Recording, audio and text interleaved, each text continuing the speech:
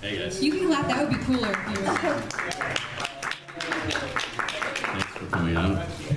Yeah, thanks everybody for coming to this panel. I'm Jordan, I'm moderating the panel, and Jeremy is a famous person.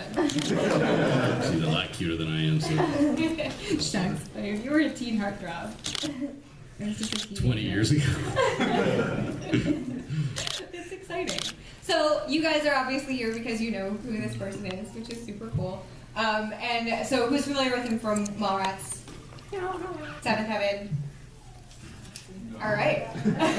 Other things? Party Five. Yep, that's super cool. Okay, so I have a sheet. It's very important. Please give it to me. Okay, so Jeremy, welcome. Thank you. I'll just answer questions. Anybody got questions? Mallrats 2's coming up. Mallrats 2, yeah. Pretty excited about that. Nobody? Somebody asked me a question. What is Pardon me? Branded.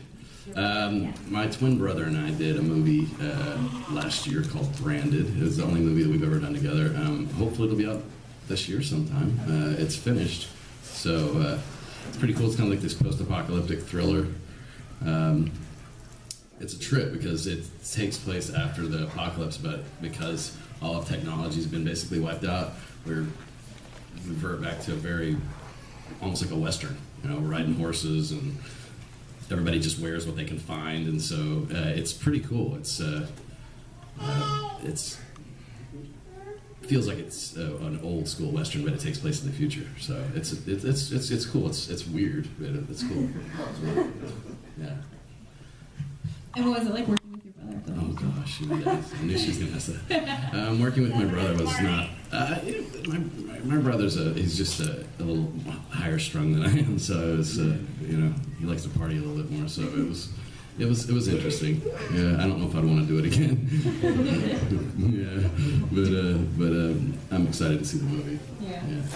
So it's always different. I mean, if people who haven't, been a part of like movie making, it's always such a weird thing, like reading a script and being in a movie and seeing it, and then the finished product can be so different than what you're, what you think or what you imagine. Or which is why I started directing the movie actually, because I got tired of getting scripts and thinking that getting movie offers and getting the scripts and thinking, this could be a pretty good movie, and then it turning out horrible because the director just didn't know what they were doing. So I decided at some point I needed to maybe start taking a little bit more control of some of the projects that I was a part of, and so I started directing. And I really enjoyed it. I think I like directing more than acting even. I've got a movie called The Devil's Dozen that's out on iTunes and Amazon with Eric Roberts and C. Thomas Howell and Jake Busey, great cast that I wrote and directed. And so I've been doing that, directing and writing. I'm a paid screenwriter now. I take people's novels as well, and I turn novels into screenplays. And so that's pretty much what I've been doing for the most part of the last couple of years, making films and all of that. I still act occasionally, and I just wanted to take a little bit of a break from it and start focusing on the production part of it and producing and directing. Do you feel like, as as an actor, you have so much less control over? Yes, you have no control of the end product as an actor, none. And that's why, like I said, I've been a part of several movies that I thought were going to be good, and then I saw them, and I was like, oh my god, what did I do? The audience is not the only one leaving the theater. Oh my goodness, some of them I hope nobody ever sees. I got a question. How was it working with Jay on in Mallrats, like Jay and Silent Bob? Oh, great! Yeah, Like, Jason Mewes especially. Is Jay like the piehead is? He's a goofball. I mean, the guy's hysterical. We had a blast. We really did. Originally, 20 years ago, Kevin, Mallrats was really just his second film. Yeah.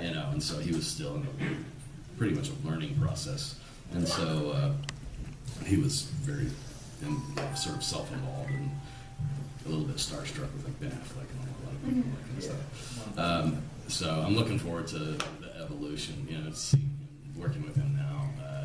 After all of these years, now he's quite confident in who he is and what he does, and That's cool. he'll be cool. Yeah. He's gonna be more laid back. They're making Mallrats too. We are making Mallrats too. Yes. Yeah, very excited. We're supposedly doing it towards the end of the summer. The only thing I know is that we are blowing up a mall. Like really blowing up a mall, not CGI. Like we're really blowing it up. So however we get to that, it's got to be pretty epic. So that's excited about it. Do you keep in touch with any of your Mallrats buddies? Jay Muse and I really were kind of the only ones, really. But you know, it's not many actors hang out with other actors. Just so you know, everybody's always asking me what movie star friends I have. I'm like, I don't really, not many. And everybody's so self-involved, and you know, and traveling all over the place. Nobody's ever in the same spot, you know, very long to really get that close. Everybody's always traveling and living in different places. And I live in the South now, so I'm not in LA or anything. That's cool. Yeah, it's definitely an interesting thing. Like do you find that you end up sitting, talking to like grips and tech Those are the people I get along with the best. I usually generally, whenever I do a film, I always become really good friends with the crew. A lot more so than the actors even. Mm-hmm. Yeah. I'm me. I just show up. I don't really care about pretending to be something other than just a person. So Pretty laid back. I am. I can't stand actors that think they're hot shit. I just. Sorry. We make believe for a living, really. I mean, you know, we're dudes. We wear makeup for a living too. I mean, how cool are we, really? Some of the biggest dipshits I've ever met in my life are actors. So I don't really, it's not a group I put on the pedestal that much. I mean, people that I envy are like the comic book artists, the people that can do all these stuff. She's a hell of an artist, by the way. Jordan's a really, really good artist. How does it mean making? Filmmakers, the ones that are really good, take it seriously. So you decided to be an actor. You like one day you're like, okay, I'm gonna do this. I'm going Did for I it. decide to be an actor? Did I don't know you? if I decided. I think it decided You somehow for became me. an Yeah, actor. the universe decided for me. I was actually on my way to being a professional baseball player. Hopefully, I was being scouted, and I was on the Texas All-Star baseball team. And our second game, I rotated it out from catcher to right field, and I was catcher in the first game. We won. The second game, I was right field. I dove for a ball and stepped in a pothole, and my right hamstring exploded. And so all of a sudden, any hope I had for a professional baseball career went down the toilet, and I had no idea what else to do. And the only other thing that I was interested in school at the time was drama, so I thought, well, I'll give it a shot. And I just happened to be pretty good at it, I guess. So it seems. Yeah. And then my twin brother went, well, the very first audition we ever went on was for a movie called The Man in the Moon, which was Reese Witherspoon's first movie when she was 13. And I forced my twin brother to go on it, and he wound up getting the part. Oh. Bastard. I know, rivalry was born. I'm kidding. For me, I think I was more excited that he got it than he was. Because I knew that it was going to open up this door to this whole new world that we never really thought we'd ever be a part of. Curse it. Was it really hard to get into like acting and everything? Well, like I said, it came pretty easy for us in the beginning. Yeah. Because my brother got the first audition we ever went on. I mean, like how did you really like get involved with it? Like how did you meet up? We were living in Dallas, and we just started taking these like acting classes with this guy in Dallas, and he happened to know one casting director in Hollywood. And when she came to Dallas, casting The Man in the Moon, this wonderful lady named Sherry Rhodes, bless her soul, she came to Dallas, and my acting coach was her assistant on the auditions, and so we were able to get in on the audition, and I literally forced my brother to go. He had no interest to go, no interest whatsoever, which is probably why he got the part, because he just didn't care. He just was a super cool guy, And I was Mr. Actor, taking everything so seriously. Yeah. Do you find that a lot of success in film and stuff is definitely how hard you work, but it's also kind of who you know and like luck? And I met one person that's It's mostly luck. It's mostly luck. There are far too many untalented people on the television to say that it's all talent, so it definitely has a lot to do with luck. No doubt about it. That's what I get on that. It's mostly luck. It's just finding the right people. Like it's kind of who you know and whatnot. Getting to the whole. Well, that's what's nice about being a part of a group like the Mallrats crew with Kevin and those guys, is that he's pretty loyal. I mean, this is only going to be my second film with him, but he puts a lot of the same people in the movies and that kind of stuff. So if you find a good group of people to be a part of that kind of stuff, because I've got a couple of other friends that every time they make a movie, they throw me in somewhere, you know? And so it does become sort of like a networking thing and a reliability thing too. You know, as long as you're reliable whenever you do work and you show up and you do a good job for them, then they're going to keep you at the top of their list and have you back the next time. You know, if you're a pain in the ass like my twin brother is, they won't have you back the next time. You know, so Obviously, aside from your brother, do you have like a favorite person that you've worked with? That you'd be like, I would work with that person every day. Gosh, so many of them. I gotta say, most of the actors I've worked with are incredible people. I think a lot of people think that most of them are a pain in the ass, but for the most part, most of them are actually incredible people. I've only worked with a couple of people that I could care less about. Jeff Fahey being the first one. What was it? Jeff Fahey. For those of us who don't Remember know Lawnmower Man back in the day? Oh, yeah. Yeah, he's a big legend in his own mind. But for the most part, most of the people that I've worked with are pretty great. That's so nice. It's always nice to hear that, like, you know, you can actually develop like rapport and relationships with people. Yeah. That, I think Lacey Chaubert from Party of Five is probably the sweetest person I've ever worked with. She's a doll. Yeah, she's a great person. and do you have like a favorite set that you worked on? Like, is there? Or Yes. Yeah. Yeah, Gods and Generals. I did a Civil War movie with Robert Duvall and Stephen Lang, all these incredible people. And I got to be a captain in the Civil War, a guy that really lived and fought next to Stonewall Jackson. And I went and visited his grave, and there's his father was an Episcopalian priest, so the church that he was where he was the preacher still exists, and there's a stained glass window in memoriam to the guy that I played. And so there was a lot of I felt a lot of responsibility to the character, but also just, you know, getting to ride on a horse with guns and swords down through the middle of thousands of extras and things going off and people pretending to kill each other. It was great one day, because one day it was North versus South, and all of us Southerners hated the Northerners, and the Northerners hated the Southerners, and we were having such a ball with it. And then 9/11 happened in the middle of it, and then all of a sudden nobody really wanted to kill Americans anymore. Everybody showed up they were like, we don't really want to do this anymore. This isn't fun now. And so getting everybody excited after that to do like the battle scenes was not easy. We literally one day I was supposed to be getting like a huge group of them excited, and they just wouldn't. Everybody was bummed out. A lot of them had lost people that they knew or families like that. And so I literally jumped up on this old dead tree stump and I just said, you know, let's go to Afghanistan and get those terrorists or whatever. And they went nuts. And so that's what you actually see in the movie, is them going nuts over terrorists, not the Southern riots. You gotta do what you gotta do, but it was weird. Yeah, it was weird. Yeah, we talk about, you know, a change in mindset. You know, one day being okay with not, you know, pretending to kill your brother, man, you know, Americans, and the next day just not being cool. We're just like, this is just stupid now. This isn't fun anymore. But it made the Civil War a lot. It made it seem a lot stupider. I'll tell you that. I mean, I'm glad that they did it because we're a big nation now. But the idea of Americans killing Americans is 10 times more absurd to me now than it was. Yeah. Well, there's so much of the war that's like you creating an other, you know, and like the war propaganda, and it seems crazy to have an other in your own country, right? Yeah. The South versus the North. Well, your brother did it. It was bizarre too. So. How's your one? My brother's okay.